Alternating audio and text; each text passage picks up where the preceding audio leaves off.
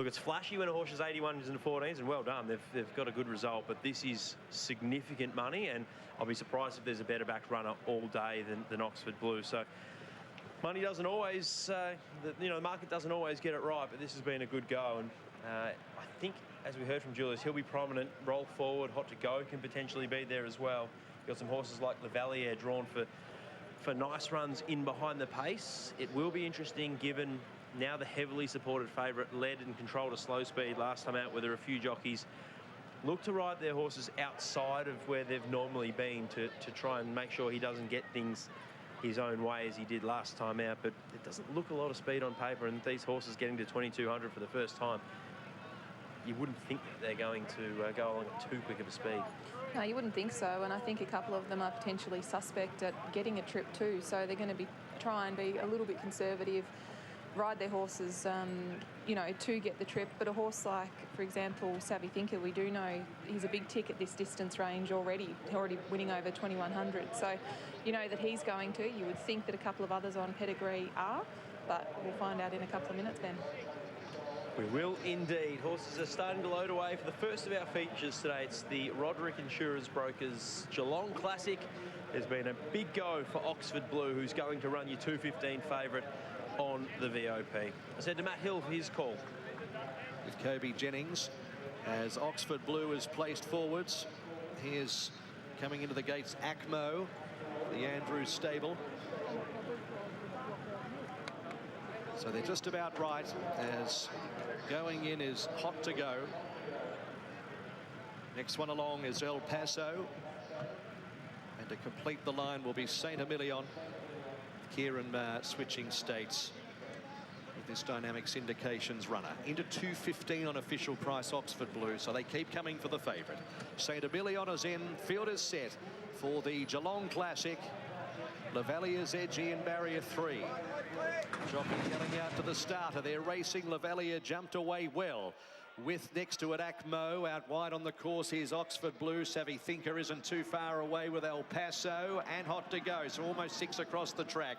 Behind them Truth or Dare beyond centre field from Rotating Soul as they leave the running towards the end. Surat District and Saint Emilion is at the end of the field, so Acmo is going to press through and lead over the crossing at the 1800 metres with Hot to Go, and Oxford Blue is going to settle third outside of Lavalier, about a length and a half away in 5th place. Then is El Paso, Truth or Dare, 3/4 of a length Savvy Thinker, over a length away Surat District, Rotating Soul, and Saint Emilion is last as they swing to the back section.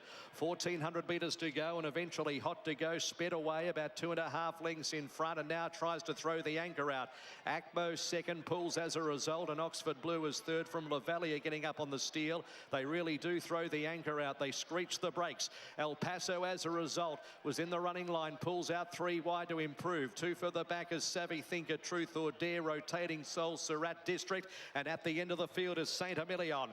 So with 1,000 metres to go in the Geelong Classic, Hot to Go stops and starts them by a length and a quarter. Second is Oxford Blue, and then came El Paso and Acmo fourth the inner. Lavalier is 1 off the fence in 5th, 4 off the lead. A length and a quarter away Savvy Thinker, Rotating Soul as they shuffle up. Truth or Dare back to third last from Saint Emilion, who passes Surat District, about to descend at the 600 metres. The leader Hot to Go by a length, Oxford Blue and El Paso. Then came Acmo next the inside, Rotating Soul and Savvy Thinker behind them. Further back is Lavalier, who's still 4 off the front, and Saint Emilion is starting to slice through them. Hot to Go is the leader. 400 metres to go around the turn from Oxford Blue, who's just about full bore. Behind those El Paso, who's hanging tough. Saint Emilion brought towards the centre of the track, and then came Lavalier, who'll stay on. Hot to Go, just over 200 to go. Oxford Blue is lifting the middle, El Paso and Saint Emilion on the outside. They're 4 across the track. Saint Emilion goes up, takes the lead, draws on 3/4 a length. Saint Emilion too good. Second ahead, Bobber. Oxford Blue or Hot to Go in a photo. El Paso for 4, then Lavalier. A long gap, Truth or Dare. Acmo, Rotating Soul, Savvy Thinker, and a long gap, Surat District last in the Geelong Classic. That damn side pedigree and the Mar Magic sprinkled all over Saint Emilion, who comes out of victory last start at Goulburn, over 1,600 metres to take care of the maiden, but the signs were there that this step to 2,200, and just quite simply the placement by the stable was going to perhaps reap something over 2,200 metres this afternoon, and what it's reaped is perhaps a key chance for Kieran Maher and his squad heading towards the Penfolds Victoria Derby. 5 and photos to come. Mark Zahra gets it done for the team from Dynamic Syndications. We mentioned pre-race, Ben, you touched on it as well. Kylie Kwong, she was quite the staying filly, placing in a VRC Oaks and then backing up to run admirably through the autumn as a 3-year-old as well. So numbers confirmed across the line: 5, 4, 3, 8, 1, 2. Your top 6. They've just run a shade under 2:17, 2:16.94. So about 3.5 seconds outside the 2,200 metre track record held by Lionsgate. We'll chat to Kieran Maher in a moment. 1 3/4 by a short half head. The margins. Kieran Maher, the fun continues for them. An Everest, a Caulfield Cup, and now a Geelong Classic with St Emilion. He's just too good, Kieran Maher, and he's done it again. A dominant win in the end here from St Emilion, rising in trip. Mark Zahra has handled him beautifully and gets the result. It was a heads-up, heads-down finish, and Hot To Go will just narrowly get that photo for second ahead of Oxford Blue, who was heavily supported, but under pressure a long, long way from home. And look, from where he was on the turn, he's probably done an okay job to run third, but that's not what the market was expecting. And they have run a tick inside of 2:17, so they're inside a standard time. It's not like they've absolutely walked there, or if they have walked, they've come home really quickly there, Amy. But St Emilion has appreciated the rising trip better than most. Yeah, he definitely did. If Oxford Blue was mine, I think I'd probably be putting some headgear on. I thought the way that he sort of came off the bridle round the turn, he does everything right. He relaxed well. I thought it was a nice patient ride from Ethan. He had to do a little bit of work early, but ended up in a nice spot. Just that little bit of greenness, I think maybe a little bit of headgear going forward. Could be something to think about for connections of the beaten favourite, but the connections of the winner, I imagine, a Derby dreaming, Nigel. Yeah, well, let's find out, Benny. Kieran Maher joins us after St Emilion takes out the Geelong Classic. This horse has been based, obviously, out of your squads in New South Wales. Was this a sort of timed and graduated sort of progression to just have him ticking over in provincial New South Wales before thinking about something here? Yeah, that's right. You know, these races, you know, you can step up fairly quickly, as this horse has. Team done a great job with him up there. He looks phenomenal.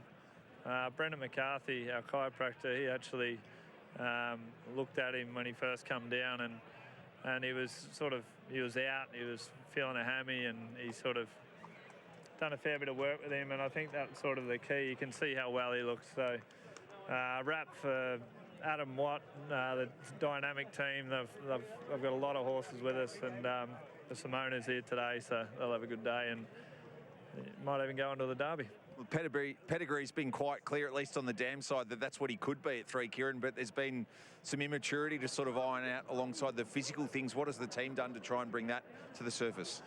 Well, I think just a bit of racing.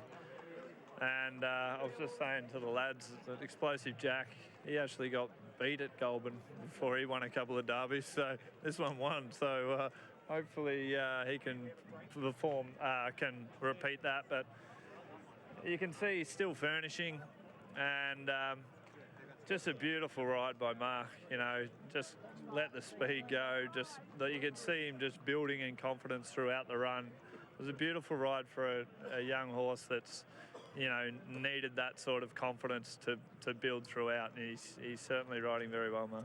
Still a little bit to unfold with the Vars and the Spring Champion and other races, but how many would you potentially have heading towards the feature Saturday week? Not too many, I don't think. So this one will be firmly in there anyway.